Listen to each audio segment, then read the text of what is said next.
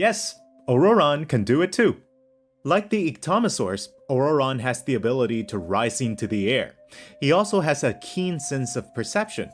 While charging an aimed shot, Ororon will enter the Spirit Speaker state, allowing him to extract power from Natlan's graffiti and runes. Speaking of Ororon, I was honestly super surprised by his personality.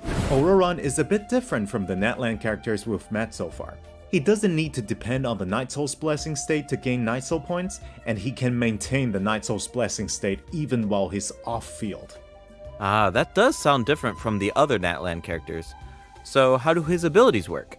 Let me start by explaining how Ororon gains Night Soul points. This can happen in multiple ways. For example, Ororon can gain Night Soul points when one of his party members triggers a Night Soul burst.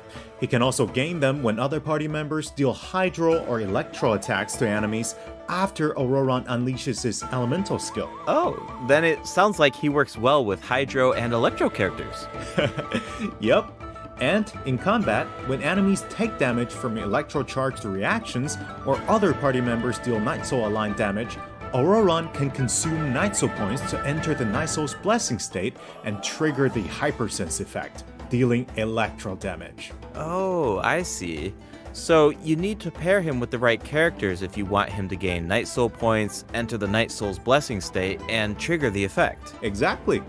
Though I should mention that Ororon doesn't need to be on the field to trigger the Hypersense effect. Wait, he can trigger it even while he's off-field? That sounds really useful. Totally. His Elemental Burst provides a convenient way to deal damage and support your party. Ororon performs an ancient reach roll with his burst to summon a supersonic Oculus, which taunts nearby enemies to draw them in.